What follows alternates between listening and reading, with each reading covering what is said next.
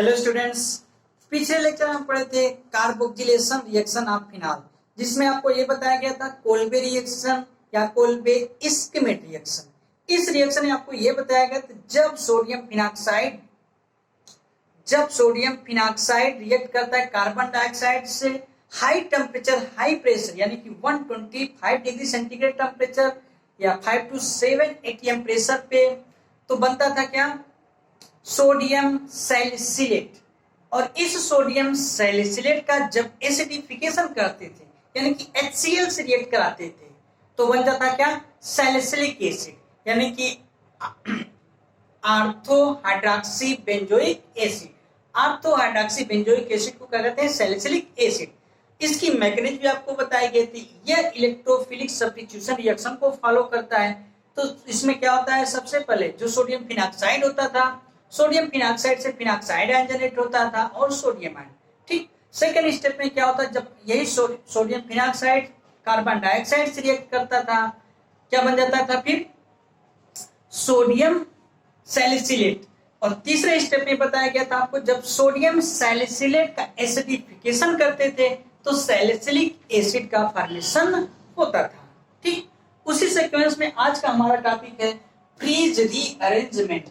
ये बहुत ही इंपॉर्टेंट रिएक्शन है, स्पेशली उस समय इसका ज्यादा इंपॉर्टेंस होता है जब हम रिएक्शन का कन्वर्जन पढ़ रहे होते हैं, ठीक। तो ज्यादा एग्जामों में ये भी आपके बोर्ड के यूनिवर्सिटी के एग्जाम में कई बार पूछा गया है।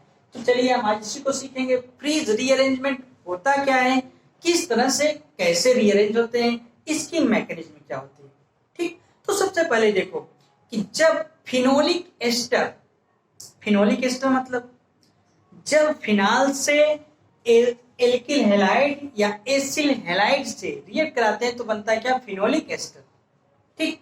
फिनोलिक एस्टर का एनहाइड्रस AlCl3 एल्युमिनियम के ट्राइक्लोराइड से रिएक्शन करते हैं तो आर्थो पैरा प्रोडक्ट बनते हैं यानी कि आर्थो एसिल फिनॉल या पैरा एसिल फिनॉल बनता है। अब कब आर्थो बनते हैं, कब पैरा बनते हैं, ये डिपेंड करता है टेम्परेचर पे, ठीक। जब लो टेम्परेचर होता है तो पैरा प्रोडक्ट मेजर होता है। वहीं जब टेम्परेचर ज्यादा हाई कर देते हैं यानी कि 100 डिग्री से ज्यादा तो आर्थो प्रोडक्ट मेजर बनता है, ठीक। तो यही अरेंजमेंट को क्या कहते हैं, फ्रीज रीअरेंजमेंट। और यह रीअरेंजमेंट -I-R इफेक्ट के इनवर्सली होता है। मतलब अगर बेंजीन रिंग से -I-R इफेक्ट रूप रहेगा तो उसके रिएक्शन का रेट स्लो हो जाएगा। फ्रीज रीअरेंजमेंट स्लो रेट से होगा, ठीक। तो चलिए कुछ स्टेटमेंट लिखते हैं, रिएक्शन कैसी होती अभी हम आपको बताते हैं और इसकी मैकेनिज्म के साथ। तो चलिए स्टेटमेंट पहले लिख लीजिए, लिखिए फिनोलिक एस्टर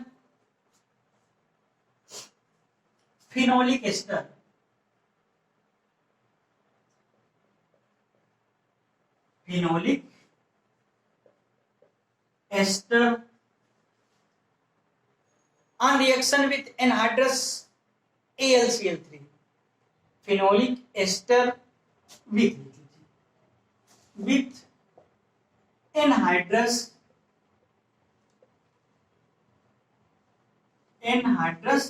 AlCl3 एल्युमिनियम का trichloride, anhydrous AlCl3 gives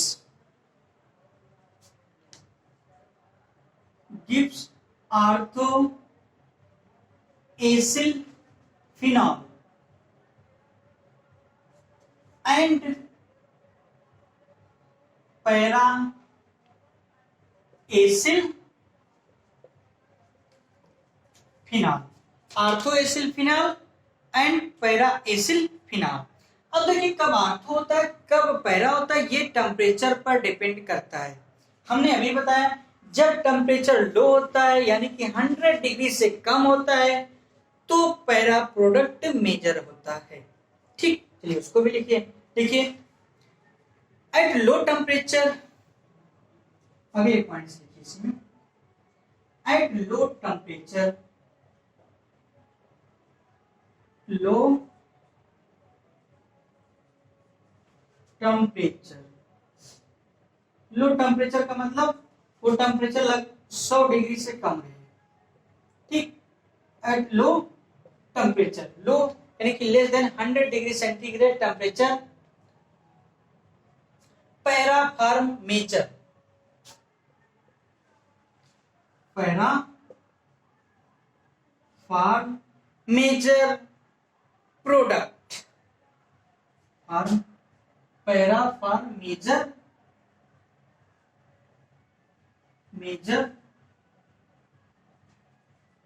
product. ठीक, जब टेम्परेचर लो रहेगा तो फ्रीज अरेंजमेंट जो पैरा फार्म होगा मेजर होगा। ठीक, और पैरा यानी कि para acyl phenol major product बनेगा। ठीक, अगला पॉइंट्स लिखिए। At high temperature, at high temperature, और वो हाई टेम्परेचर 100 डिग्री सेंटीग्रेड से ज्यादा होना चाहिए जो टेम्परेचर होगा ना। At high temperature ortho form major product, ortho form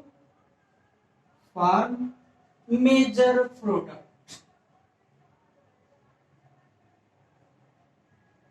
major product. तो ये तो आपको समझ आ गया कि फ्रीज रीअरेंजमेंट होता क्या है, कब आर्थो बनेगा, कब मेजर पैरा प्रोडक्ट बनेगा। ठीक, तो देखो इस रिएक्शन की लिमिटेशन ये है कि ये अगर इलेक्ट्रॉन विद ड्राइविंग ग्रुप होगा तो फ्रीज रीअरेंजमेंट के रिएक्शन को रिटार्ड करेगा, हिंडर्ड करेगा। ठीक, तो अगले पॉइंट में ये लिख लीजिए, लिखिए electron with driving group, electron with driving group, electron with driving group, जो इलेक्ट्रॉन विथ ड्राइविंग ग्रुप होते हैं वो या तो माइनस आर इफेक्ट होते हैं या तो माइनस आई इफेक्ट।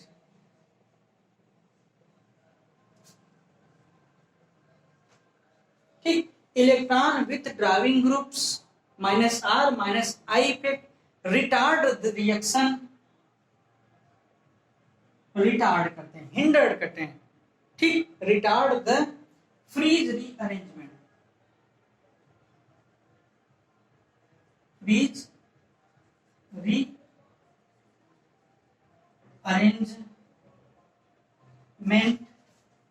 रिएक्शन। देखिए जो ये पॉइंट आपको लास्ट में लिखाए गए हैं ये आपके कई ऑब्जेक्टिव क्वेश्चन को सॉल्व करने में हेल्पफुल होता है। क्यों? क्योंकि ढेर सारे माइनस आई इफेक्ट वाले ग्रुप दे देगा और उससे पूछेगा किसका फ्रीज रीअरेंजमेंट का रेट तेज होगा, किसका स्लो होगा, उसका इंक्रीजिंग डिक्रीजिंग ऑर्डर पूछता है। ठीक, ये हेल्पफुल है काफी।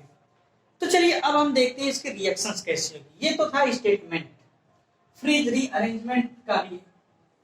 तो देखो फिनोलिक एस्टर हमने नाम लिया था। फिनोलिक एस्टर होता क्या है कि जब फिनॉल की रिएक्शन एल्किल हैलाइड या एसिल हैलाइड से करते हैं तो फिनोलिक एस्टर बनता है।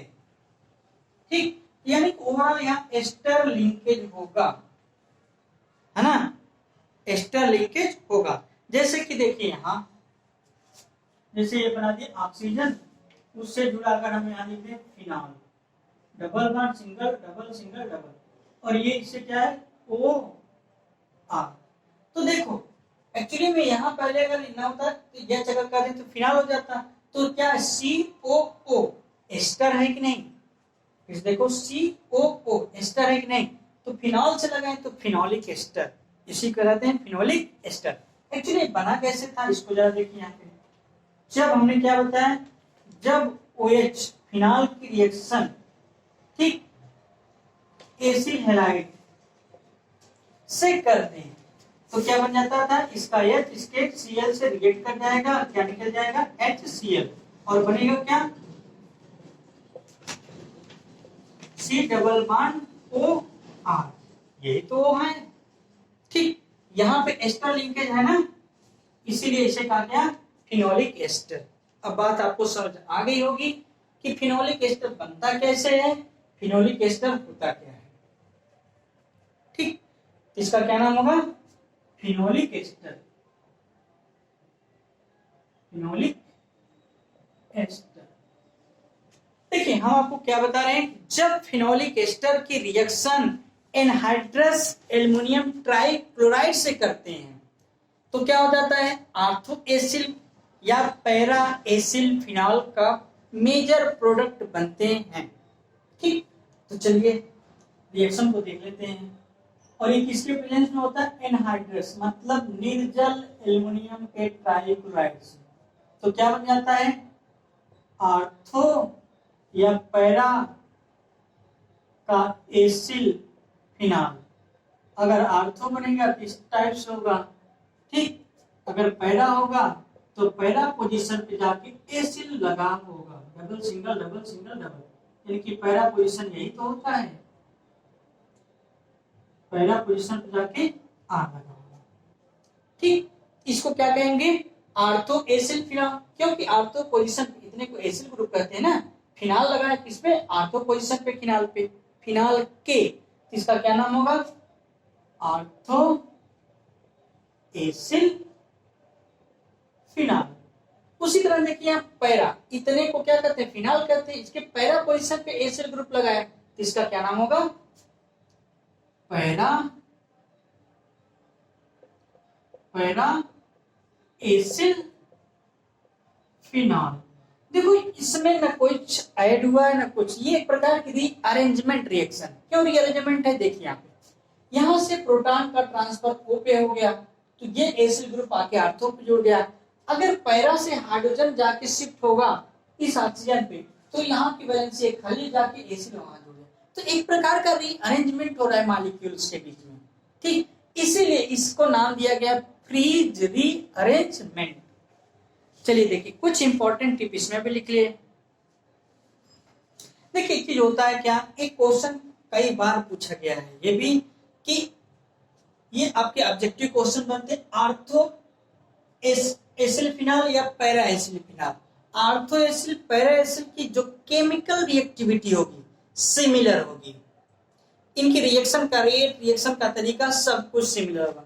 तो इनको सेपरेट आउट कैसे करेंगे, इनको सेपरेट आउट हमेशा करते स्टीम डिस्टिलेशन से। जैसे पूछा जाता है आर्थो नाइट्रोफिनॉल या पैरा नाइट्रोफिनॉल, इसका सेपरेशन करते कैसे करेंगे, कहेंगे हम कि स्टीम डिस्टिलेशन से। ठीक, क्यों स्टीम डिस्टिलेशन से कर लेते हैं, क्योंकि देखो जो आर्थो वाले ग्रुप हैं ये आसानी से हाइड्रोजन बॉन्डिंग बना लेते हैं। जब हाइड्रोजन बॉन्डिंग बनाने की इनकी बॉइलिंग पॉइंट कम हो जाती है तो कम टेम्परेचर पे बॉयल होकर वेपर हो जाते हैं, तो इसको कलेक्ट कर सकते हैं। और इनकी जो होता है ये हाइड्रोजन बॉन्डिंग नहीं बना पाते हैं, इंट्रामॉलिक्यूलर हाइड्रोजन बॉन्डिंग। ठीक, तो क्या होगा कि पैरा एसिल फिनॉल की जो बॉइलिंग पॉइंट होगा ज्यादा होगा, मतलब ज्यादा टेम्परेचर पे बॉयल होगा, ज्यादा टेम्परेचर पे वेपराइज होगा, तो ये देर से क्या होगा, वेपर बनेगा, देर से कलेक्ट होगा। इसका मतलब अगर मिक्सचर कोई बीकर है उसमें ortho acyl phenol para acyl phenol, तो इसको सेपरेट कैसे करेंगे, स्टीम डिस्टिलेशन। स्टीम डिस्टिलेशन क्या होता है कि इस मिक्सचर में अगर स्टीम प्रवाहित करें तो उसको बॉयल होने लगेगा, और क्या होगा, जो सबसे पहले बॉयल होगा वो होगा आर्थो एसिल फिनॉल। फिर आर्थो एसिल फिनॉल को कलेक्ट करके उसको क्या करें, कंडेंस करके ठंडा कर लेंगे, तो मेन प्रोडक्ट आपका यह बन जाएगा आर्थो एसिल फिनॉल। फिर जो बाद में वेपराइज होगा वो क्या होगा, पैरा एसिल फिनॉल। इस तरह से दोनों को सेपरेट आउट कर सकते हैं। तो चलिए इसको इंपॉर्टेंट टिप में लिख सकते हैं, आप लिखिए, इसको लिखिए, इसको लिखिए, आर्थो इंपॉर्टेंट टिप में इस बात को लिखना है, इंपॉर्टेंट टिप लिखिए, ortho acyl phenol and para acyl phenol can be separated, ortho acyl phenol and para acyl phenol can be separated by steam distillation, can be separated by steam distillation। ठीक, इसको steam distillation से separate करते हैं। अब क्यों steam distillation से करते हैं? क्योंकि इसके आर्थो वाला जो होता है इंट्रामॉलिक्यूलर हाइड्रोजन बॉन्डिंग बनाता है, इसकी बॉइलिंग पॉइंट कम हो जाती है, इसलिए इसको लिख लीजिए। देखिए ortho acyl phenol has lower boiling point, ortho acyl phenol has lower boiling point, lower boiling point due to intramolecular, ये आपस में बनाते हैं ना इसलिए, intramolecular hydrogen bonding,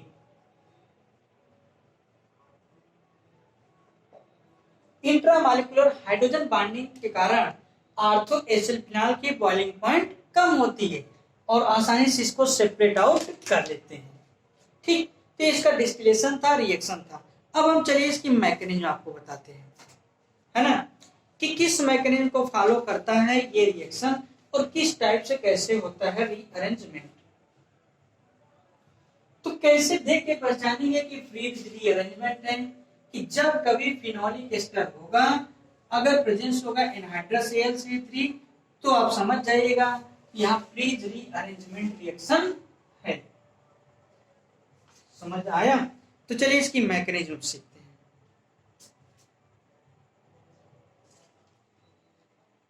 mechanism, step first, पहला स्टेप में ना, देखिए जब कभी फिनोलिक एस्टर होता है, फिनोलिक एस्टर का जब एनहाइड्रस AlCl3 से रिएक्ट कराते हैं, आपको पता है कि एनहाइड्रस जो AlCl3 है लेविस एसिड की तरह बिहेव करता है। इसका ऑक्टेट, जिसमें एल्युमिनियम का ऑक्टेट कंप्लीट नहीं है, इनकम्प्लीट, क्योंकि एक एल्युमिनियम से 3 क्लोरीन जुड़े हैं, तो वैलेंस शेल में इसके कितने 6 इलेक्ट्रॉन हैं, तो इसका ऑक्टेट कंप्लीट नहीं है एल्युमिनियम का।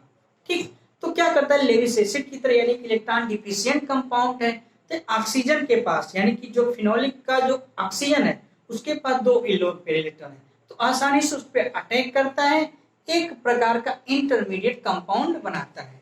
ठीक, अब उस इंटरमीडिएट कंपाउंड से बाद में चल के एसिल का कार्बोनियम आयन, एसिल का कैटायन जनरेट हो जाता है, और दूसरे स्टेप में क्या होता है, एसिल का जो कार्बोकैटायन होगा फिर आर्थो पोजीशन पर अटैक करेगा या पैरा पोजीशन पे, तो मेन प्रोडक्ट आपका बन जाता है।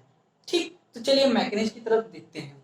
तो पहले मैकेनिज्म, पहले स्टेप में क्या, जो फिनोलिक एस्टर होगा उस पे किसका अटैक होगा, एनहाइड्रस AlCl, एल्युमिनियम के ट्राई क्लोराइड का।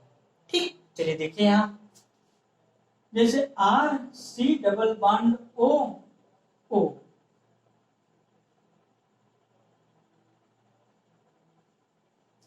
Double single double single double. ठीक, ये फिनोलिक एस्टर है कि नहीं, इसे कहते थे ना फिनोलिक एस्टर। जो फिनोलिक एस्टर पे कौन रिएक्ट करेगा, एनहाइड्रस का AlCl3, एनहाइड्रस का AlCl3, इसकी जो होता है ऑक्टेट इनकम्प्लीट, इलेक्ट्रॉन डिफिशिएंट है, तो आसानी से इसके 2 इलेक्ट्रॉन, यानी कि एक क्लोन पेयर इलेक्ट्रॉन को रिएक्ट एक्सेप्ट करेगा, यानी कि ओवरऑल एल्युमिनियम कहां पर अटैक करेगा, इस, तो इस पे नेगेटिव चार्ज आएगा। ठीक, और ऑक्सीजन पे कौन सा चार्ज आ जाएगा, पॉजिटिव। तो देखिए प्रोडक्ट क्या बनेंगे, है ना, देखिए कैसे बनता है, R है एल्किल ग्रुप, कार्बन से जुड़ा ऑक्सीजन है डबल बॉन्डेड, यहाँ क्या है ऑक्सीजन, ऑक्सीजन पे पॉजिटिव चार्ज है क्योंकि इलेक्ट्रॉन पेयर डोनेट किया किसको, एल्युमिनियम पे। अब यहाँ से जुड़ा क्या, AlCl3, एल्युमिनियम पे नेगेटिव चार्ज क्योंकि एलोन पेयर ऑक्सीजन का एक्सेप्ट किया है। ठीक, और इसी ऑक्सीजन से लगा था क्या, benzene group, double single double single double, कुछ इस तरह से। ठीक, तो एक प्रकार की ये इंटरमीडिएट बना। अब क्या होगा, इस इंटरमीडिएट में एसिल का एनायन जनरेट होगा, एसिल का जो होता है एनायन, एसिल का कार्बन एनायन। अब देखिए कार्बन एनायन कैसे जनरेट होगा, देखिए होगा क्या कि ये carbon oxygen most polar bond, यानी कि कार्बन क्या है, लेस इलेक्ट्रोनेगेटिव लीना है, ऑक्सीजन मोर इलेक्ट्रोनेगेटिव यानी कि मीना है। तो अगर देखिए इलेक्ट्रोनेगेटिविटी के point of view oxygen most electronegative है, तो इसके कोवेलेंट इलेक्ट्रॉनों को आसानी से अपनी तरफ खींचेगा। ठीक, जब इसकी तरफ आसानी से हेटेरोलिसिस खींचेगा, इससे पार्शियल नेगेटिव, इस पे पार्शियल पॉजिटिव। जब इसके कारण पार्शियल नेगेटिव है तो पॉजिटिव नेगेटिव न्यूट्रल हो जाएंगे, होगा कि नहीं होगा? ठीक, पॉजिटिव नेगेटिव न्यूट्रल हो जाएगा, है ना। और क्या हो जाएगा, जब ये न्यूट्रल हो जाए एल्युमिनियम पे अभी भी नेगेटिव चार्ज रहेगा, है ना। तो देखो बनेगा क्या, यानी कि ये वाला बॉन्ड कुछ इसकी साइड आएगा, इस पर नेगेटिव इसके कारण इस पर पॉजिटिव, इसके कारण यहाँ पे नेगेटिव, पॉजिटिव नेगेटिव न्यूट्रल हो जाएंगे। ठीक, तो क्या बन जाएगा, एसिड का anion R C double bond O positive, यही वाला। ठीक, इसे क्या कहेंगे, acyl carbonium ion, acyl carbonium ion. ठीक, एसिल कार्बोनियम आयन रिलेटिव, और साथ ही साथ क्या बना, ये वाला प्रोडक्ट। देखो ये क्या होगा, ऑक्सीजन इससे जुड़ा क्या, AlCl3 एल्युमिनियम पे क्या चार्ज है, नेगेटिव, और इससे क्या लगा है, फिनाइल ग्रुप लगा है, double single double single double, कुछ ये मिलेगा। इतनी बात समझ आई? तो ये तो था पहला स्टेप। अब दूसरे स्टेप में क्या होगा, दूसरे स्टेप में क्या होगा, इसी पे इस पे भी लोन पे लेगा, यहां से क्या होगा, पाई बॉन्डेड हो जाएगा, डबल बॉन्डेड, इसी पर ये एसिड आयन ऑर्थो पोजीशन या पैरा पोजीशन पे अटैक करेगा और फाइनल प्रोडक्ट बनेगा। ठीक, तो चलिए हम स्टेप 2 देखते हैं, बस इसको मिटा देते हैं ना। स्टेप 2,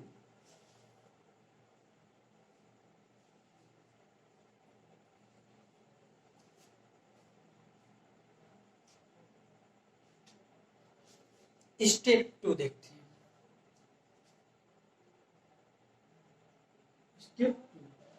स्टेप 2 में क्या बताया हम, कि जो एसिल का एनायन बना था, यानी एसिल का कार्बोनियम आयन, एसिल पर जो कार्बन पॉजिटिव, और जो वो दूसरा प्रोडक्ट था बेंजीन रिंग के आर्थो पोजीशन या पैरा पोजीशन पर अटैक करके फाइनल प्रोडक्ट बनना है। ये स्टेप 2 की कहानी है।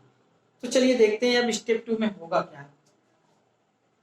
इससे लगा था एल्युमिनियम का ट्राइक्लोराइड, एल्युमिनियम पे क्या था, नेगेटिव चार्ज, ऑक्सीजन पे क्या थे, 2 लोन पेयर इलेक्ट्रॉन, इसी से जो लगा था क्या, phenyl group, double single double single फिर डबल। ठीक, ये है ना। और वहीं पे क्या रिलीज हुआ था, एसिड का कार्बोनियम आयन, कुछ इस तरह से था, है ना। अब देखो हुआ क्या कि ऑक्सीजन का जो लोन पेयर इलेक्ट्रॉन है, ये कार्बन ऑक्सीजन के बीच में डबल बॉन्डेड बना देगा, तो पाई डबल बॉन्डेड हो जाएगा ऑक्सीजन और कार्बन के बीच में। तो ये जो कार्बन सेंटर होगा पेंटावलेंट होगा, 5 बॉन्ड बन जाएगा, तो कार्बन पेंटावलेंट होता नहीं, तो बॉन्ड ब्रेक हो जाएंगे, इस कार्बन पे नेगेटिव चार्ज, इस पे पॉजिटिव चार्ज, कुछ ऐसा डेवलप होगा। समझ आया? तो देखो डेवलप क्या होगा, बनेगा क्या, चलिए आगे देखते हैं। ठीक, तो देखो जब ये यहां आएगा तो यहाँ पे कौन सा चार्ज हो जाएगा, ऑक्सीजन उस कार्बन के बीच में क्या होगा, डबल बॉन्ड हो जाएगा।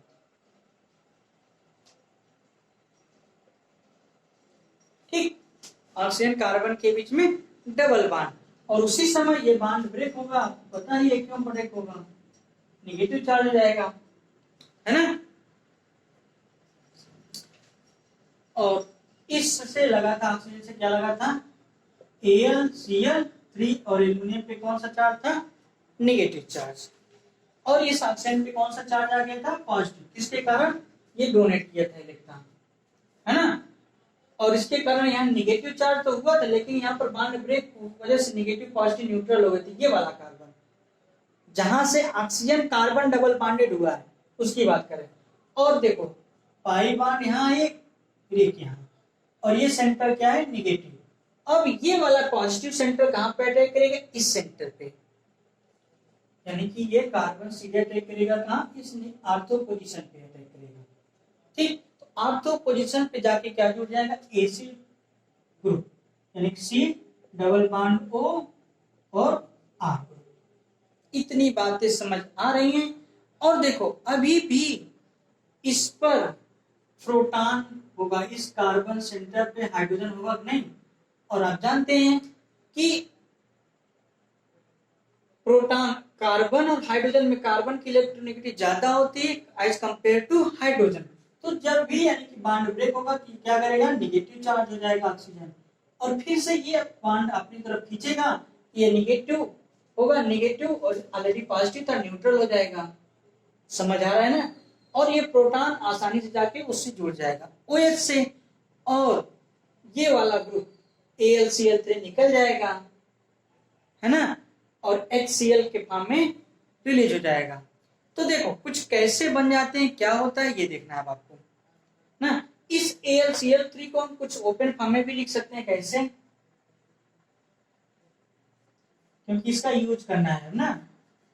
3 क्लोरीन एटम जुड़े होते हैं AlCl3 में ना, क्योंकि वहां देखो।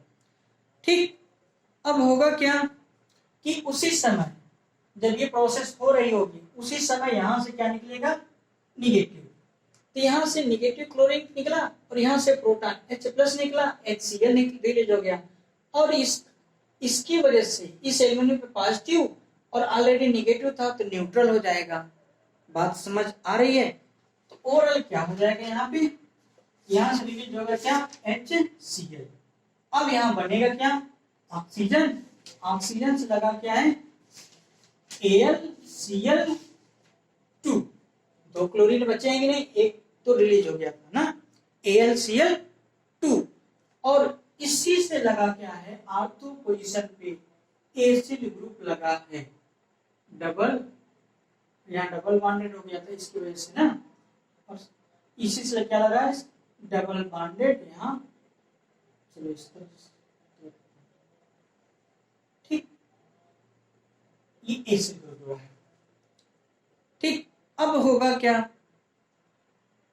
कि जब कभी इसकी HCl से आसानी से ये रिएक्ट करेगा, HCl से आसानी से रिएक्ट करेगा।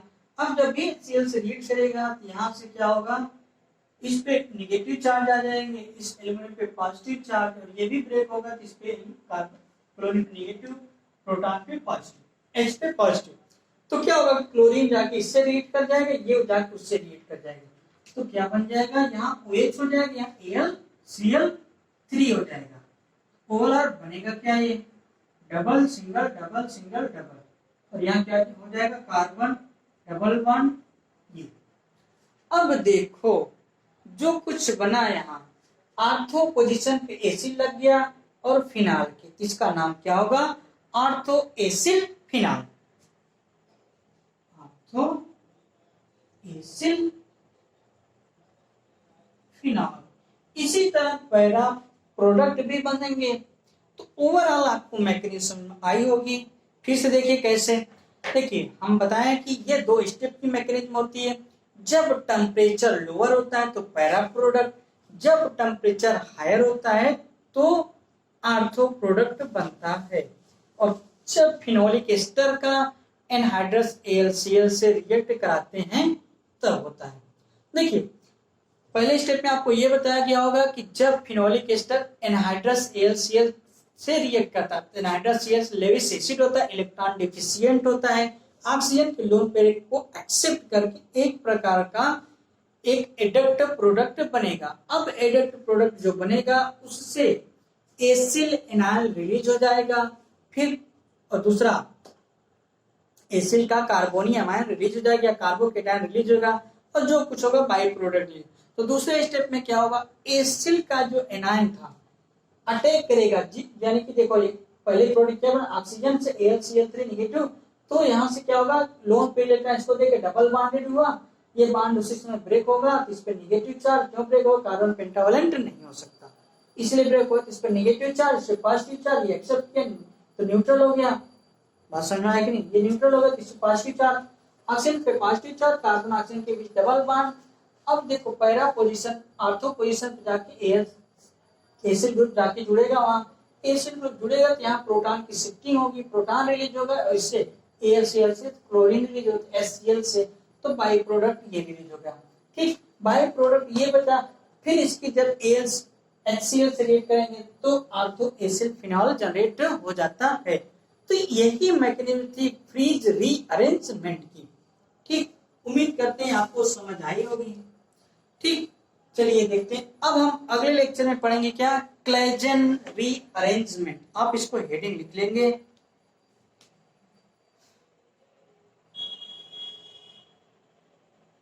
Claisen rearrangement.